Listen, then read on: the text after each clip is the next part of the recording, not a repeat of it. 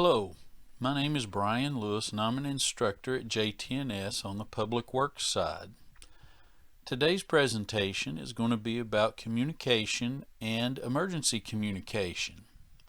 However, before we get started, I would like to give you an opportunity to talk about any near misses or accidents you might have had at your facility.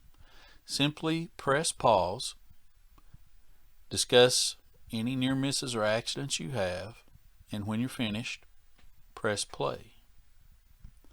Now, today's presentation is going to be about communication and emergency communication. Communication is really important in anything that we do in life. It doesn't matter what it is, home life, work life, but it is absolutely essential for emergency communication. So when we get started, realize that this can apply in a lot of things in our lives, safety related, as other ways that we can communicate at home with our spouses and our children, grandchildren, all of the above. Before we get started, too far into the process or the program, we simply need to talk about what communication is. And really, it's just transferring information from one place, one person, one group to another place, person, or group. For the purposes of emergency communication, we're going to be focusing on verbal communication.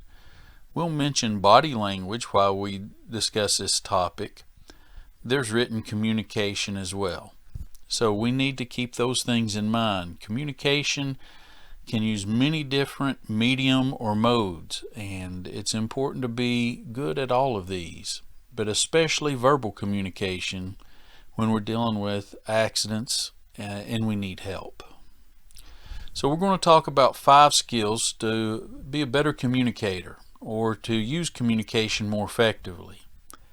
Now, one of the things that we have issues with maybe in modern society than we have had in the past is listening. I don't know what it is about modern life, but it's absolutely true that we have become worse listeners over time. I think what it is, we have gotten in the habit of formulating a response instead of simply listening to what's being said. The skill of being a listener, the skill of listening to the words that a person is speaking to you, correctly interpreting those words, and then formulating your response is the best way to go. Too often we get into the habit of knowing what we want to say without regards to what's being said to us. So take a little time, take a deep breath, listen to what somebody has to say to you. Digest it a little bit.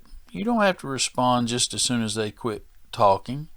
Digest what they've had to say and formulate a good response. And that'd be communication. That's a good response. Straight talk. Conversation is the basis of communication. Small talk can build trust and detect problems.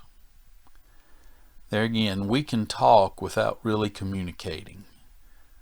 But it's nice to form a basis for a relationship. Doesn't matter if it's a work relationship or a relationship you have with your spouse or your children or grandchildren.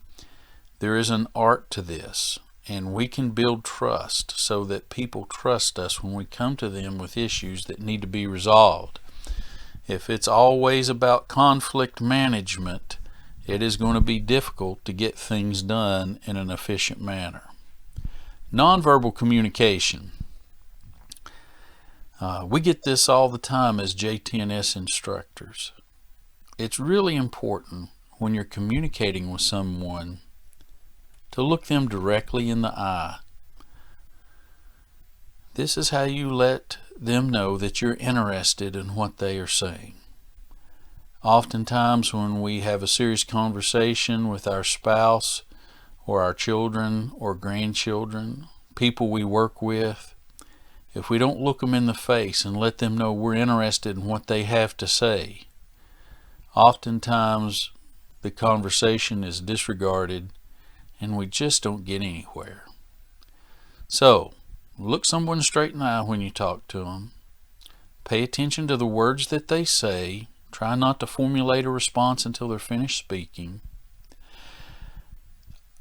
Don't adopt a stance where people know that you are being difficult or don't care what they say. A lot of times we cross our arms and stand at an angle, or we put sunglasses down and we just show that we're not really interested in what's being said.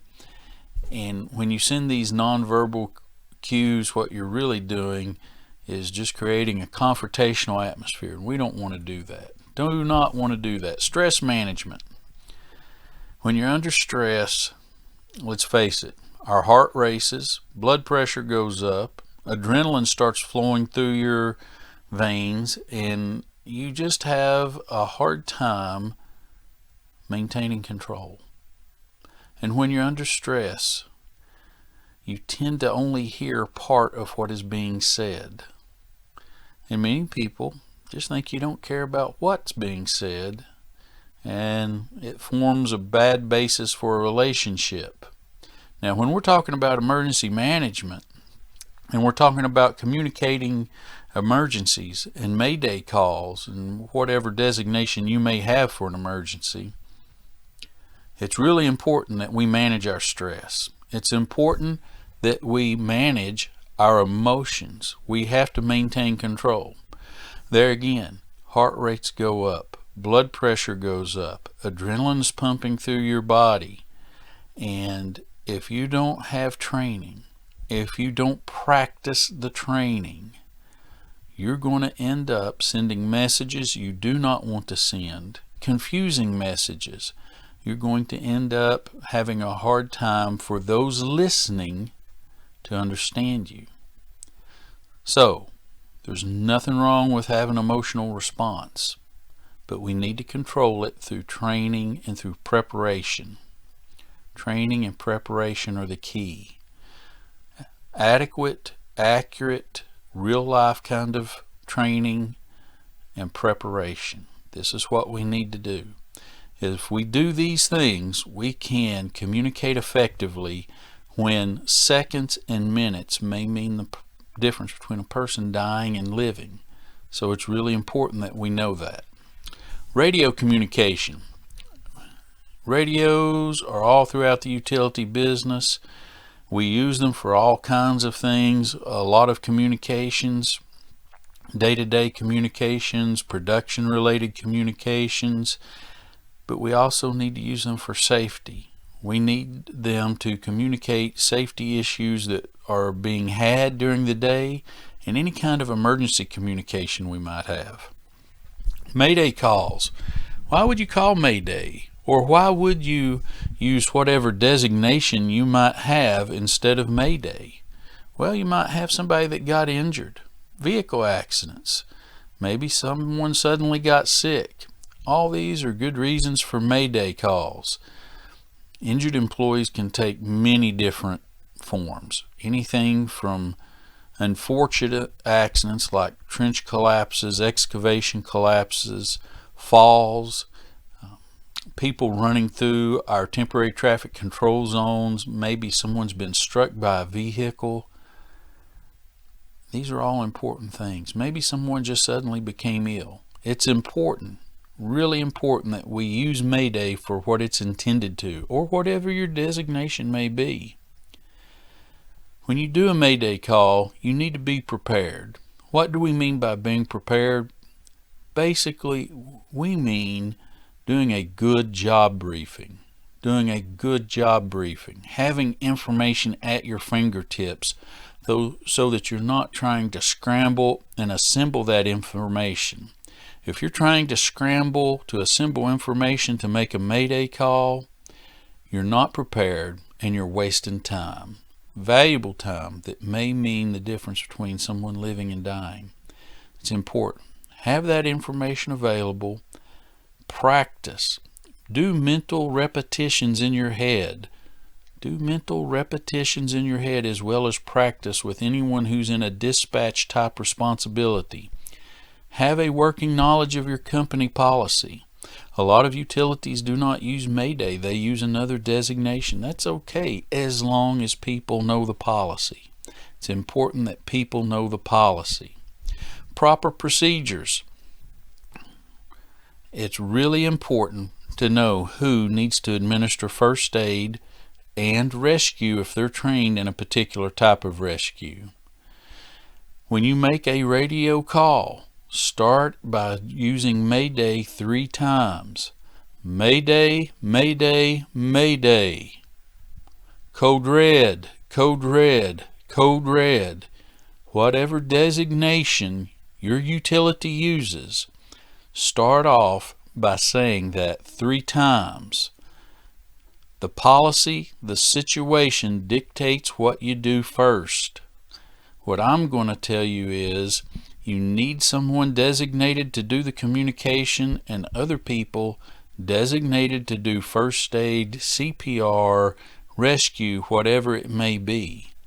We can do more than walking and chewing gum at the same time, right? We can do this. It's important that we have a plan in place and that we train for that plan, and when time comes, we're able to overcome any kind of emotional issues we have and carry the plan out to its conclusion.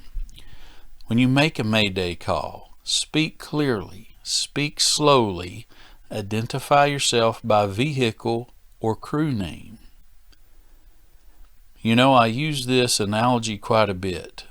Sometimes when you're racing, particularly like NASCAR or any kind of oval racing, the car actually turns better time when you slow the car down. A lot of time those drivers go into the corner so fast that the car slides, the wheels lose grip. By simply backing off the accelerator a little bit, they actually make better time. And when we're talking about making a Mayday call, it's important that we speak clearly, we speak slowly, and we identify ourselves by vehicle or crew name. So, take your time. Take a breath after you push the button on the mic. Speak clearly. Say, hey, Mayday, Mayday, Mayday, Truck 1, 111 Main Street, man down. Need emergency services. Repeat that. Wait for a response from whoever is on the other side. Repeat it again if necessary.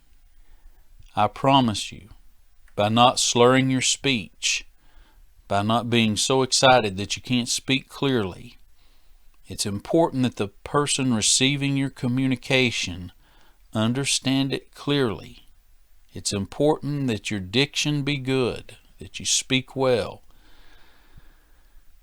I know it's hard when you're in an emotional state or an excited state and you've got somebody you've worked with for a while, but you've got to control your emotions. Got to control your emotions.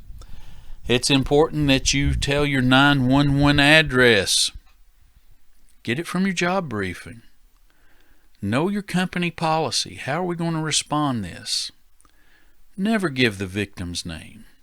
Now, remember, these frequencies can be monitored a lot of times by people other than the utility. So we do not want to inadvertently put information out in the public that doesn't need to be out in the public for people to speculate. Unfortunately, we live in a time where social media is a huge deal. And people absolutely love to be the first on a platform like Twitter or Facebook or some other platform and contribute to what they think is the news. Whether it's correct or not, it's irrelevant to a lot of people that post on these social platforms. What is important to them is not accuracy. What is important to them are likes and gaining followers. So whatever's important to them, That's important to them. You can't control that. What you can do is make sure you control what you put out for public consumption. The person calling for an emergency is not the only one who needs proper training to handle the situation. Once again, if you do not call 911 and speak to an emergency operator, if you go through someone at the office, someone that has that responsibility of dispatching emergency services and or the police, those people need training too. They need to understand that the people in the field, when they make a call, the designation that they're using, that it's really important. It's really important, and they need to know how to be a good listener. The person in that position needs to be a good listener, not a good talker. They need to know how to interpret what's being said, and they need to know how to take accurate notes quickly. Accurate notes quickly so that they can pass along accurate, basic information, and we can get help as quickly as possible. If you're receiving a Mayday call, be an active listener. Now, a lot of times we talk about active talking, meaning that we give clear, concise information that's easily understood by the person who's listening to you. But active listening means that you repeat the message, what you've heard, back to the talker and ask them if they heard or if you heard the information they gave correctly. Once again, speak clearly, speak slowly, make sure information is understood so the person can say, yes, that is correct. You want that affirmation. Yes, that information is correct. Call the nearest emergency management services system. Get those people on the way as quickly as you can. Give them the exact location. All this information that is pertinent needs to be transmitted clearly, and it needs to be basic, straightforward. Basic and straightforward. When you receive a Mayday call, use the nearest intersection and landmarks, and do not use in-house landmarks. Every one of us, every place where anyone works, we all have our own language. We all have our own ways of describing things, creating shortcuts. And in a normal mode of business, creating verbal shortcuts so that someone knows what to do and how to quickly do it, that's great. But when you're communicating with people outside of your own organization, they do not know your shortcuts. They do not always understand what you're saying when you use your own jargon, your own words that you've named things. And so be careful. Don't be using that jargon. Don't be using that language that you developed at your workplace when you're telling emergency service people how to get to where you're going. No, you want to use intersections and landmarks, especially if you're not at an established emergency 911 address. You have to give clear, concise communications. In public works, we have a lot of facilities that do not have really great emergency 911 addresses. And because of that, you need to be prepared to give really good directions to those facilities. It's important. When you receive a Mayday call, make sure you contact law enforcement if it's appropriate. I can see at least one issue here where you would need law enforcement. If you have a temporary traffic control zone, somebody does not pay attention to the person doing the flagging, they run through your zone, maybe they hit somebody, maybe they stop, maybe they don't, maybe it's a hit and run. In any case, law enforcement needs to be notified. Or maybe there's property damage. Maybe they don't hit someone, maybe they run into the back of a backhoe or a track hoe or a truck, but there's property damage. And in that case, law enforcement needs to be notified. It's a matter of not just insurance, but it's required by law. If you have an employee accident, notify proper personnel to begin investigation and satisfy OSHA, or in our case, Tennessee OSHA reporting protocol. What does that mean? That means if there's been a fatality, Tennessee OSHA needs to be notified within 8 hours. If there's been an amputation, loss of an eye, or a hospitalization, that needs to be reported quickly as well. I believe within 24 hours. It's important. It's important. No need to get dinged by a regulatory agency for not being or giving proper notification. Cell phone use. A cell phone could be used to call 911 in case of emergency, but it is a popular opinion that Mayday should still be called on the radio. This is important. It's important for a couple of reasons. You need to know where you're at. Do you have cell phone service? Do you not have cell phone service? Are there crews nearby that can hear the radio call? Or is the nearest crew outside of radio range? It depends. It depends. All these things need to be thought out ahead of time. Ought to be called out ahead of time. There are positives to making a Mayday call over the radio, as well as doing whatever you need to do for calling 911 and alerting people with a cell phone. Another crew could be close and hear the transmission. If they're close and they can render help, that is a great thing. In a rescue situation, they may be able to assist. How far away are you from emergency services? It's important. If you're on the road, they can help with traffic control and coordination. If someone needs CPR, you can really wear out quickly doing CPR. You may need other people there to help take over CPR till emergency services arrive. Do not discount the great help another crew can offer if they're close by. It's really important. It's really important. 911 personnel are trained in first aid. Put the phone on speaker and they can assist in first aid or CPR. Once again, there's a lot of times we go through emergency situations. We've been well trained, but when your heart rate increases, heartbeat increases, adrenaline gets flowing, you may need just a little bit of nudge to remember your training. And 911 personnel are trained to do this.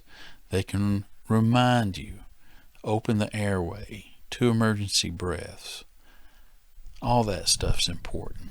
All that stuff's important. Let them help you. Let them do what they're trained to do. Most companies have a written emergency policy.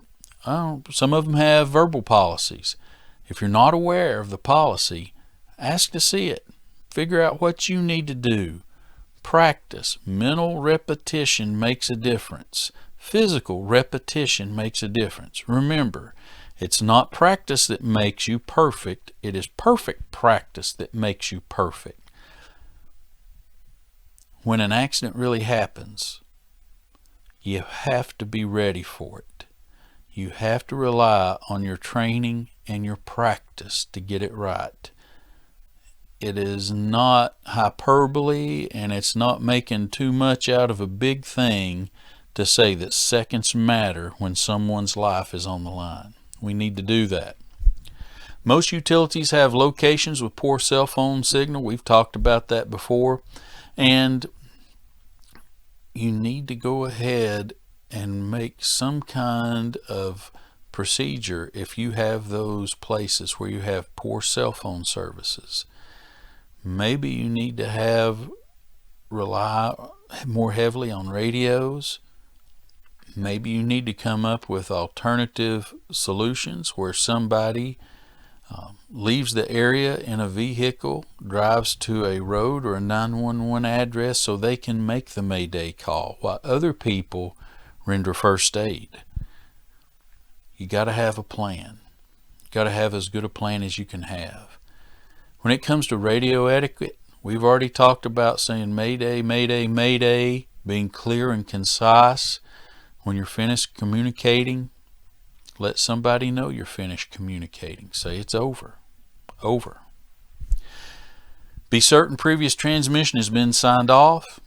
Engage the mic and pause before speaking. This may sound a little incredible to some of you all, but people have forgotten to engage the mic button. People have not paused before speaking. Sometimes people just grab something and they start rattling off as quick as they can. This is not helpful. Engage the mic. Take a breath. Slowly communicate the information. Speak the communication you need. Make sure it's understandable. Make sure it's understandable. We do that by speaking slowly, by speaking clearly, by being direct, by using as few words as you can use, and having all the information that's needed available before the transmission. Don't be the person that engages the mic, takes a deep breath, says Mayday, Mayday, Mayday, man down, and then start hunting for the truck number or the crew, or trying to identify what's happened in the E911 location. If you engage in that kind of behavior, you're wasting time, precious time, that the person that's injured needs medical attention. So we need to do this. We need to work on this. We need to practice mental reps as well as actual reps. Practice doing this. Sign off after the transmission. After you sign off using the radio, other users of the airways can continue, and if someone can respond, they can communicate to you they're on their way. It's important. It's really, really important. In conclusion, the other person in the conversation deserves your full attention. Now, we've been talking about Mayday calls, but this applies to other communication in the workplace also. Be an active talker. Say exactly what you need, exactly what you mean. Don't use more words than you need to. Be an active listener. Look someone in the eye. Pay attention to what's being said, and then formulate a response. You're going to receive benefits when you do this. You're going to eliminate a lot of misunderstandings. You're going to save time. It's important. Strive to be a better communicator. This is going to help in all areas of life, not just work, not just in emergency situations. It helps at home. It helps at home. Be a better communicator to your spouse, your kids, your grandkids, nephews, nieces, brothers, sisters. It's all important. It's all important. Also remember, a good job briefing is vital to having good emergency plan. If you have a good written job briefing available to you, probably 90% of the information you need to communicate on a Mayday call is right there for you to read. Vehicle number, crew number, emergency 911 address. I mean, that's most of the information. The only information left that you need to communicate is that someone is hurt and severely injured, and maybe you need the police, maybe you need emergency services. It's important. Remember, cell phones can be an asset. We have protocols for talking on two-way radios and radios because it's important that we understand who's saying what, when the conversation's over, and how to respond. Cell phones, a little bit better two-way communication. So, good job briefing, active speaking, active listening. Use technology to your advantage. Use technology to your advantage. The radios are vitally important. They may be the only way to communicate. Radio etiquette in all radio transmission conversations. It's important. It's important. Communication is speaking, listening, and responding to what you have heard. It's important.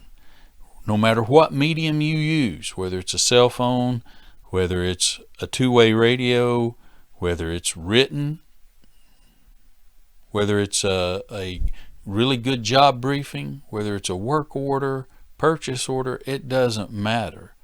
Those communications are important. Absolutely important.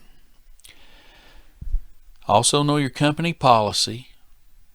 Do mental repetitions as well as actual repetitions. Practice. Practice. I appreciate y'all paying attention to this. I hope you take it seriously. I hope you understand the importance of being a good communicator, especially in emergency communication situations, Mayday calls. Those are just times when seconds literally matter, when someone's life hangs in the balance. It's important that we be able to speak clearly, concisely, and with purpose. So I appreciate everyone paying attention. I hope that you have taken this subject seriously, and I hope that you practice and perform good written job briefings. I hope you never have to use them in emergency communication, but it's nice to have them if you have an unfortunate situation. Some references: OSHA General Duty Clause, the APPA Safety Manual are good. Thank you. Have a good day. Also, as I've said before in many of the other videos, if you have any questions, please do not hesitate to contact your JTNS instructor. We will do our very best to answer your question completely. We may not know the answer exactly when you ask it, but we'll do research and we'll get back with you. Have a great day and stay safe, everyone. Thank you. Bye-bye.